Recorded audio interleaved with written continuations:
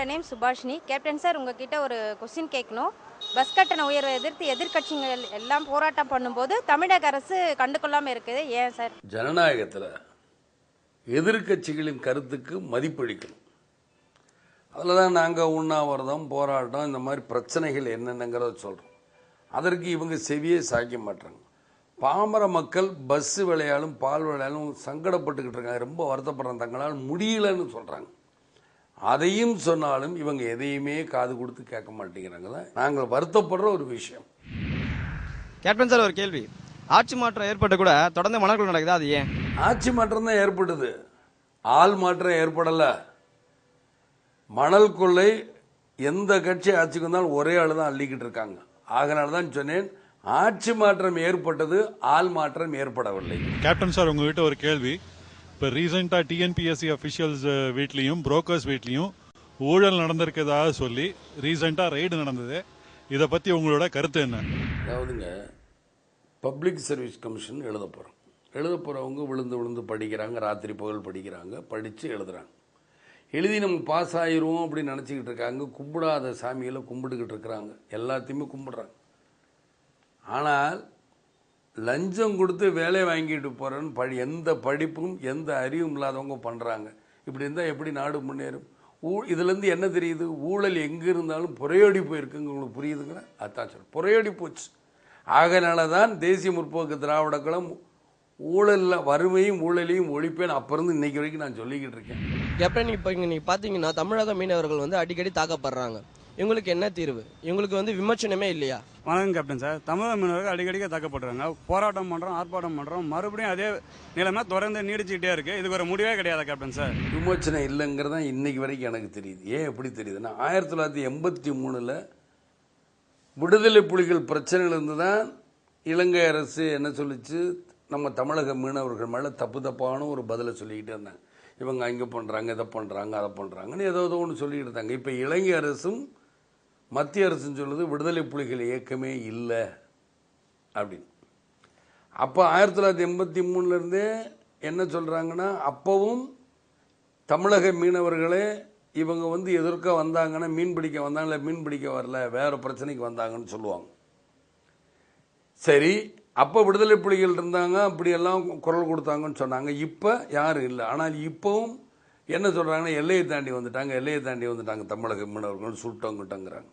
இதற்கு தீர்வு தான் என்ன? தீர்வுங்கிறது நம்ம என்னன்னு பார்த்தோம். ஒவ்வொரு தடையும் மீனவர்கள் சுட்டான்னு சொன்னா பார்த்தா, போன ஆட்சியில் என்னென்னா, கலைஞர் கடிதம் எழுதினார் பிரதமருக்கு, கடிதம் எழுதினார் பிரதமருக்கு, கடிதம் எழுதினார் பிரதமருக்கு. சரி, இந்த ஆட்சியில் என்னன்னா, இந்த ஆட்சி வந்து தானே 5-6 மாதம் ஆச்சு. ஜெயலலிதா கடிதம் எழுதினார் பிரதமருக்கு, ஜெயலலிதா கடிதம் எழுதினார் பிரதமருக்கு, தமிழக முதலமைச்சர் கடிதம் எழுதினார் பிரதமருக்கு, இப்படித்தான் இருக்கு. ஆனால் தினந்தோறும் மீனவர்கள் அடித்து நொறுக்கப்படுறாங்க. இன்னைக்கு விடுதலை புலிகளும் இல்லை, இன்னமும் ஏன் தாக்கப்படுகிறாங்க புரியாத புதிராக இருக்கு. திருப்பூர்ல சாயப்பட்ட பிரச்சனைக்காக 127 கோடி வட்டியில்லா கடன் கொடுத்திருக்கிறதாக தமிழக அரசு சொல்லுது. அந்த வட்டியில்லா கடன் கொடுத்ததுனால திருப்பூரில் இருக்கிற அனைத்து பிரச்சனையும் தீர்ந்து விட்டதாக தமிழக அரசு சொல்லிட்டு இருக்குது. இது உண்மையாங்க கேப்டன் சார்? திருப்பூர் சாயப்பட்ட கழிவு பிரச்சனையில் தமிழக அரசு வட்டியில்லா கடனா 127 கோடி ரூபாய் ஒதுக்கியிருக்காங்கன்னு சொல்கிறாங்க. இதனால் பிரச்சனை தீர்ந்து விட்டதா தமிழக அரசு சொல்லுது. இது உண்மையா கேப்டன்? தமிழ்நாடு கவர்மெண்ட் திருப்பூர் சாயப்பட்ட கழிவுநீர் பிரச்சனைக்கு 127 கோடி வட்டியில்லா பணமாக கொடுத்துருக்காங்கன்னு சொல்கிறாங்க. பிரச்சனை தீர்ந்ததா சொல்கிறாங்க. இது உண்மையாங்க கேப்டன்? ஏந்திரான 127 கோடியை தமிழக அரசு கொடுத்துருச்சுன்னு சொல்லுது. திருப்பூர் மக்களுக்கும் சரி, அங்குள்ள விவசாயிகளுக்கும் சரி தெரியும், இந்த 127 கோடினால எந்த பிரச்சனையும் தீராது. அதை விட 127 கோடி எப்படி கொள்ளையடிக்கிறன்னு ஆளுங்கட்சிக்கு நல்லா தெரியும்னு சொல்றாங்க திருப்பூர் மக்கள். இதுதான் எனக்கு தெரியும். பெட்ரோல் விலை இப்போ தான் உயர்ந்தது சார், மறுபடியும் உயர்த்துறேன்னு சொல்கிறாங்க. இதில் எந்த விதத்தில் சார் நியாயம்? இதுக்கு ஒரு முடிவே கிடையாதா சார்?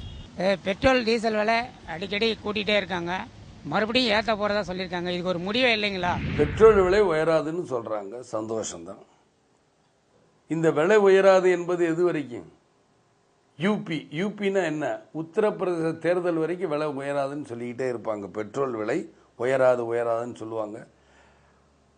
அதில் ஒருவேளை யார் ஜெயிக்கிறாங்க தோக்குறாங்களோ, இல்லை தேர்தல் முடிஞ்சதுக்கு அப்புறம் எது வேணுமானு செய்யலாம். அது வரைக்கும் பார்ப்போம். இந்த பெட்ரோல் விலை உயர்வு நான் சொன்னேன், யூபியை மாத்திரம் சொன்னேன். அது எப்படி இருக்கும் என்றால், தமிழக அரசில் உள்ளாட்சி தேர்தல் வரைக்கும் பஸ் விலையும் பால் விலையும் ஒன்றுமே பேசாமல் உள்ளாட்சி தேர்தலில் அண்ணா திராவிட முன்னேற்றம் ஜெயிச்சிருச்சுன்னு சொன்ன உடனே பஸ் கட்டண உயர்வும் பால் விலை உயர்வும் எப்படி உயர்த்தினாங்களோ அதே மாதிரி தான் இந்த பெட்ரோல் விலையும் அவங்க உயர்த்துவாங்கன்னு நான் நினைக்கிறேன். வணக்கம் கேப்டன். முல்லை பெரியாறு பிரச்சனையாக நீங்கள் போராட்டம் பண்ணீங்க, உண்ணாவிரதம் இருந்தீங்க. இதை பற்றி ஆனால் சட்டமன்றத்தில் எதுவுமே பேசலை. அப்படி பேசாமல் இருக்கிறது எங்களுக்கு வருத்தமாக இருக்கு. வருத்தப்படுறதுக்கு ஒன்றுமே கிடையாது. என்ன வருத்தப்படுறதுக்கு ஒன்றும் இல்லைன்னா, முல்லை பெரியாறு பிரச்சனையில் நான் பேசுகிறதுக்காக தான் வீட்டை விட்டு 9:45 கிளம்புனேன். வேகமாக போய் முன்னாடி உட்காந்துடணும் முதலமைச்சர் வர்றதுக்கு முன்னாடி நான் நினச்சேன். ஏன்னா அனைத்து எம்எல்ஏக்கும் வந்துருவாங்க நிச்சயமாக முல்லை பெரியாறு பிரச்சனைங்கனால. டிராஃபிக் ஜாம்னால சீக்கிரமாக சட்டசபைக்கு வர முடியல. இருந்தால் கூட நான் வரும்பொழுதே எனக்கு காலதாமதம் ஆகுது. 11 மணின்னாங்க. எதற்கும் நான் வந்துட்டேன்னா சரி, இல்லைன்னா என் அண்ணனை பேச சொல்லுங்கள், அவைத்தலைவர் பண்ருட்டி ராமச்சந்திரன் அவர்களை பேச சொல்லுங்கள் அப்படின்னு நான் ஃபோன்லேயே சொல்லிட்டேன். எப்போ சொன்னேன்னா 11 மணிக்கு முன்னாடியே. அப்போ தான் ஃபோன் எடுக்கும், இல்லாட்டி உள்ளே வந்து ஜாமர் போட்டிருப்பாங்க, எடுக்காது. அதனால் முன்னாடியே நான் சொல்லிட்டேன் வெளியே இருக்கும் பொழுது. இருந்தாலும் நான் வந்தேன். வந்த பொழுது என்ன சொன்னாங்கன்னா, அந்த இறந்தவர்களுக்கு ஒரு தீர்மானத்தை நிறைவேற்றும் மணி சபையில் கொஞ்சம் ஒரு 10 நிமிஷம் கழிச்சு தான் திரும்ப ஆரம்பிப்பாங்க, அதுக்குள்ளேயும் வந்துடலாம் அப்படி நாங்கள் முடிவு பண்ணி இப்போ நாங்கள் வெளியே வந்துட்டோம் அப்படின்னு சொன்னாங்க. சரி, இன்னும் அப்பவும் காலதாமதம் ஆகணும். உள்ளே வரும்பொழுது கிட்டத்தட்ட முடிக்க போகிறாங்க. முதலமைச்சர் அவர்கள் பேசிக்கிட்டு இருக்காங்க. இந்த பேர் கொடுக்கணும், முன்னாடியே பேரும் கொடுத்தாச்சு. அவைத்தலைவரோட பேர் பண்ருட்டி ராமச்சந்திரன்.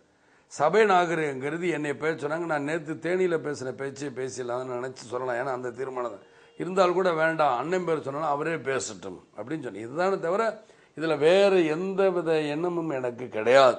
ஆனால் நான் கடைசி நிமிஷம் சபை நாகரிகம் கருதி முதலமைச்சர் பேசி முடிச்சு நான் உடனே எந்திரிச்சு பேசினா நல்லா இருக்காதுங்கிறதுக்காக தான் அவரே நான் பேச சொல்லிட்டேன். முதல்ல இருந்தே அவர் சபையில் இருந்தார்.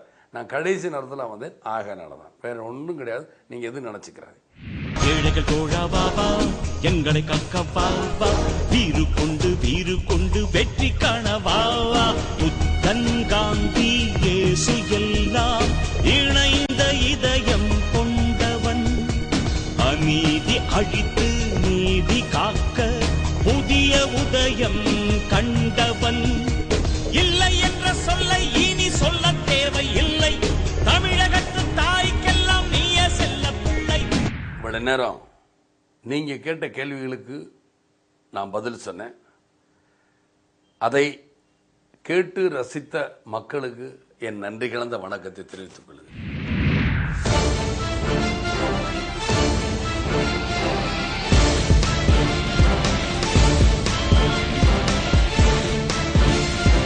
ஏழைகள் தோழா பாபா எங்களை கக்கவா, வீறு கொண்டு வெற்றி காணவாவா. புத்தன் காந்தி இயேசு எல்லாம் இணைந்த இதயம் கொண்டவன். அநீதி அழித்து